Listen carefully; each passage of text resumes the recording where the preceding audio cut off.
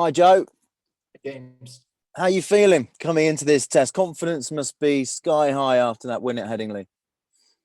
Yeah, absolutely. I think it was a brilliant performance. It's a nice template for us to work from. Really, it's a challenge now is to go one better. I think from a bowling perspective, I thought we were pretty much flawless. We hit the right lengths early on, and then managed to do that for long periods of time throughout the whole game. And with bat in hand, I think we've grown throughout the series, and certainly that was our best display till now. So hopefully that we can go go again and see further improvement in that department as well. Do you feel like the momentum of this series has shifted in your favour in boxing terms? Do you feel like you have India against the ropes? I think more than anything, we're very pleased with how we've grown into the series, and it doesn't grant you anything to the back end of it. I think with the game we've worked extremely hard to get to 1-1 in the series now, back to level pegging, and now's where the hard work really starts. So we've almost got to look to go even further, dig a little bit deeper, and really start to almost go through the gears as the series goes on, and keep getting better, keep looking for further improvement along the way. Do you expect a backlash, a response from India?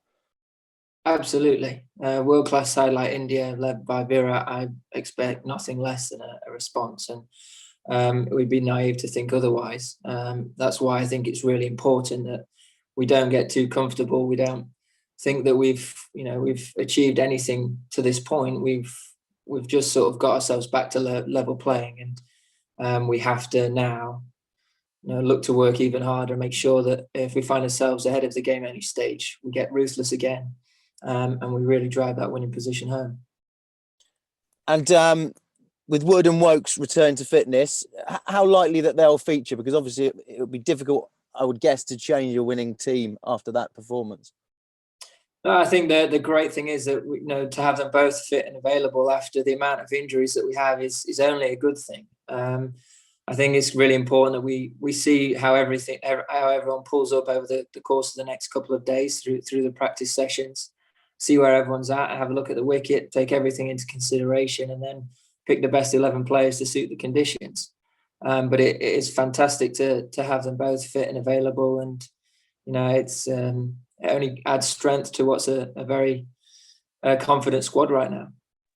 And Johnny Bairstow will wear the gloves. Is this a big opportunity for him to show what he can do, stake a claim for the wicket-keeping spot in the Test team going forward, or is he just keeping them warm for Joss while he has another child?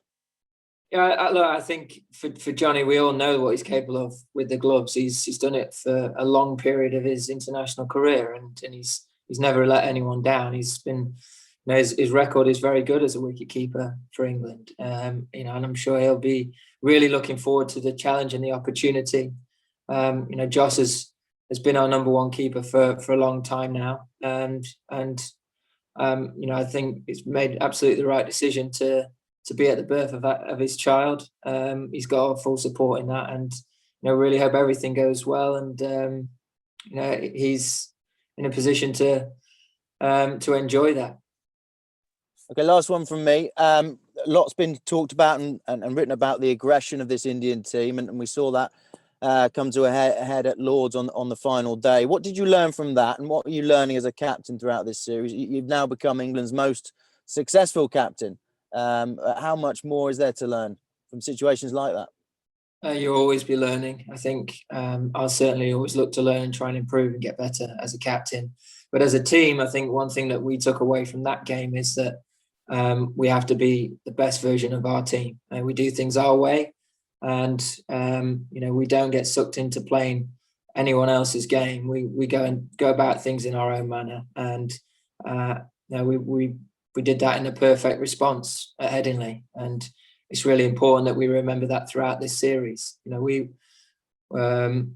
when we're at our best. That's how we play our best cricket, and it's really important that that's something that we continue to do moving forward.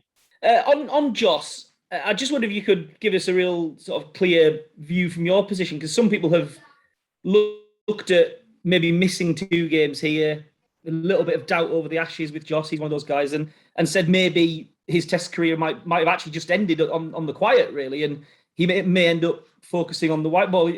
Is that any sense that you've felt that about Joss, or do you expect him to be back and back in the team as soon as he's available to you? Yeah, I don't say that the case at all with Joss from a personal point of view. I see someone that's desperate to perform well in the Test arena. I think he loves the Test game, and he's a big part of our team. So, as far as I'm concerned, it's I hope it's a really enjoyable week for him, something that's extremely memorable. And whenever it is that he's available to play again, it'd be great to. And in terms of Arthur Gully, so thank you. In sorry, in terms of vice captaincy, I don't know if you've identified an official vice captain in Joss's absence, or will you just lean on a couple of different people? No, that's something that we're still in discussions about. So as soon as that's clarified, we'll obviously let you know. And just another one from me to finish. Can you tell us how good a cricketer you think Ravichandran Ashwin is, and with the success he's had in different parts of the world and against England, whether you're surprised and/or? I think, well, his record speaks for itself. I think he's a world-class player. We've seen him score runs and take wickets against us, and we know how what he's capable of in Test arena. We'll certainly be making sure that we're prepared for the challenges that he poses coming into this Test match, along with other combinations that they might throw at us. But ultimately, it's you can get wrapped up and you can end up playing the player. It's really important that you just play the delivery, you play the situation that you find yourself in. So whoever it is that we face up against this week, it's you play the ball, you play what's right in front of you, not the reputation. And it'd be exactly the same if it is that we come up against him. Hi Joe, you've got a couple of selection debates. One of them is who should replace Joss in the 11. It's obviously Ollie Pope or Dan Lawrence in the squad. Dan has played some cricket for Essex. I think he's out now, but he's actually had a hit, whereas Ollie hasn't played for a while. How have you made a decision on that, and how do you see the balance of power? Or you know what I mean? I know exactly what you mean. Well, no, completely get your question. Yeah, it's an interesting one. I think that the two wonderful players that offer a huge amount to English cricket, and will be looking to take that opportunity. So again, it'd be something that we consider over the coming days coming into the game. You've got Dan, as you mentioned, coming out of a first class game, and Ollie at his home ground. So there's a number of things to consider. Two fine players, and all to be mulled over going into the game. The other one is the fast bowlers who've played 3 games out of 3 in the series, and have got possibly 2 more over the next 2 weeks. Have you made a decision on whether you might rest Jimmy particularly? I think it's really important that we see where everyone's at over the next couple of days physically, and it's such a tricky balancing act at the minute. As you say, we've had to deal with so many injuries over this little period, and a number of other challenges as well, and trying to manage workloads alongside performance is in the current climate, the games coming thick and fast as they do is always going to be tricky. You come off a win like that, and the continuity of confidence and trying to replicate a similar performance, balancing that with making sure you don't blow someone out and injure someone is really tricky. So it's something that we'll have to weigh up really well and get right going into the game. And we'll certainly consider everything when it comes to that selection. With Chris and Mark training again this afternoon, does it feel a little bit like the injury crisis, the worms turned a little bit in the fast bowling stakes? You never want to count chickens too early, do you? I think it's really important that we keep doing everything we can to look after our bowlers, especially in the current climate. But it's really nice to see both of them back back available for selection. And Mark, obviously that sort of freak injury was a bit of a scare, but to see him back bowling again was great the other day, up near full pace, and will only get stronger going into the game. And for Wokesy, you look at the last year or so, it's been an absolute nightmare for him. Whether it be COVID that's kept him out, close contact, or a freak injury coming down the stairs. It feels like he's not played a huge amount of cricket, but when he has played, he's been as good as he ever has been. The white ball stuff that he's played this year has been exceptional, getting it to move all over the place. He was our best player last summer. So to have him back around things is great, and can only put us in a really strong position coming into this game and the back end of the series. Hi, Joe. After the win the other day, Michael Vaughan said you won't be considered a truly great captain until you've won the Ashes. Do you think that's right? Well, I think as an England captain, you're always judged slightly on how you do in Ashes cricket. I think more than anything is I need to make sure that we try and win this series first. It's a huge series for us, and then we'll turn our attentions to Australia. Something that we've been planning for a long time. And it's certainly something that everyone wants to do, is to go to Australia and win, whether you're a captain or as a player. It's something that you're desperate to have as part of your in your career, something to experience. So in terms of what other people think of me as a captain, it's sort of irrelevant. My job is to do the best I possibly can for the period I have in the role, and that will never change. I'll give everything to the team, everything to the squad of players, and if at the end of it that's not good enough for some people, well, I'll have done everything I can, and I can be proud of that. And on that, you say you have done so much planning for the Ashes, but it was reported last week that up to 10 players still have serious concerns about the hard quarantine in Australia after a meeting you had last week. Is that right? And do you worry that you might have one hand tied behind your back when you go to Australia? There are conversations that we'll have with the ECB. I think one thing that we're waiting on is a little bit more information. And until we get that from Cricket Australia and from their government, then, we just have to first and foremost, we have to concentrate on this series and make sure that doesn't become a distraction. I think it's really important that we keep talking about it as a squad and as a team and working closely with the ECB. But there's still a lot to consider, and we'll keep trying to do everything we can to keep good communication through the right channels. It clearly is something that's you could do without, really, isn't it? Having that in the back of your mind. It's hard not to go to Australia at the best of times.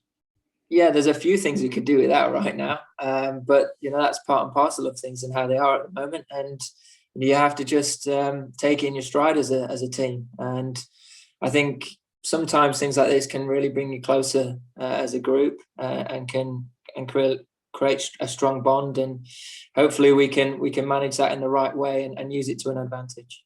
Are you expecting to have Joss back at Old Trafford? That's a conversation we'll have close to time. I think really important that we respect his to be able to be at that birth is really special, and hopefully everything goes well, and then off the back of it we'll be able to have a conversation and we'll see. But it's a very exciting time for him. Hopefully, it's very special. Can I just ask? Johnny, you always get the impression that Johnny really wants to keep cricket. He's done it on and off for several years, but is that his real favoured position in the team, behind the sticks? I think Johnny just wants to be as influential in the game as he can, and that's a great trait to have in international cricket. In high-level cricket, to put yourself in those positions and to want to take that responsibility on is what you want from senior players within the group. And I don't think Johnny will ever shy away from that challenge. So it's really good that he has that mindset, and I'm sure he will do a fantastic job. He's done it so many times and done some special things with the gloves for England in the past. Hi, Joe. What's pleasing you most about your batting at the moment, apart from scoring a lot of runs? I think my decision making, probably. Till now, touch wood, it's been pretty good. I feel like I've managed the the innings pretty well throughout the course of this series, and that'll be the challenge again at the Oval, is to start again. And I feel like I've got a nice balance between attack and defence, and picking up length pretty well. So they'd be the things that really stand out, and hopefully I can continue that forward for the rest of this series and beyond. Hi Joe. Virat Kohli hasn't scored too many in this series. I mean, he has just one half century so far. Obviously, you have different plans for different batsmen. You have plans for every batsman.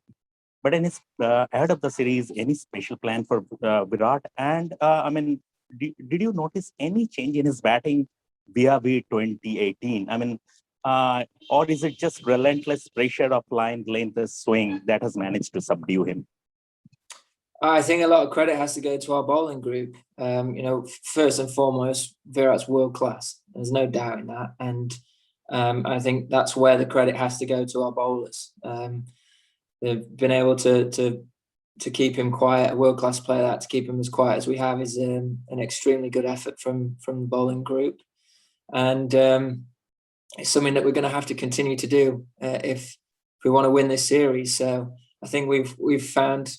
Till now, found ways of getting him out, and we've got to keep trying to find ways of building pressure on him and keeping him quiet, because he's obviously a fine player that's done tremendous things in Test cricket. So it's really important that we keep going with that, and we'll always have to keep looking at ways and plans in getting some of the best players in the world out. But hopefully that relentless pressure is something that we can contain moving forward. Good morning, Joe. Good morning, Shinjoy. So a notable feature I noticed of Haseeb Hamid's innings was that there was hardly ever a full extension of his arms. His drives were more of a punch, and his bat was always at an angle to the pitch and hardly perpendicular to it. Excuse me. Whereas during India's innings, players nicked off trying to go for full flowing drives or hanging their bat outside the off stump. I mean, is that something you'd say is the key to succeeding in England, and the failure of which brought about India's downfall? I'd say that everyone has their own styles and ways of batting, and I think that's the art of cricket, is just knowing when to play what, and having a really good understanding of the situation that you find yourself in. I think last week we managed that really well as a batting group. We didn't give chances. We managed to soak up pressure at times, but ultimately when we got our opportunities to score, we took them. And everyone will have their own techniques and their own way of managing that. It's just, can you do it to the best of your ability? And I was really proud of the way that we managed to do that as a team in Leeds. And the challenge will be, can we repeat that again? I suppose that's the art and the fun of the game, is that there's no one right way to bat. It's just, can you find a method that's sustainable and consistent in this format? Hi, Joe. Good morning. Good morning. How are you? Good, great. I have one question, that is, India has got a fantastic bench strength, in the sense, they have players like Hanuma Vihari, Mayank Agarwal, Surya Kumar Yadav warming the bench. And one of them might just get a call in the remaining of the test matches. So how prepared are you to tackle somebody like a Hanuma Vihari, whom you have not seen enough in the recent past, or even a Surya Kumar Yadav who has not played test cricket? So how prepared are you to tackle these new guys if they're thrown at you? Yeah, we'll certainly make sure we can be. We'll look at all the analytical data, and we'll also take into account the conditions that we'll find ourselves up against, and make sure that we have the right plans in place to counter what they'll throw at us. But ultimately, we're full of confidence. They'll be coming into a series halfway through, which is never an easy thing to do. And we just have to keep applying that pressure as a bowling group and making it very difficult for them to get into the series. So, we'll be confident with that, but we'll be very respectful as well. We know they're, as you mentioned, a fine set of players that you've mentioned there, and all capable of big runs in Test cricket. So we know there's a lot of hard work to do, but we'll be up to the challenge, and we'll be ready for that. And I expect a very entertaining Test match once again.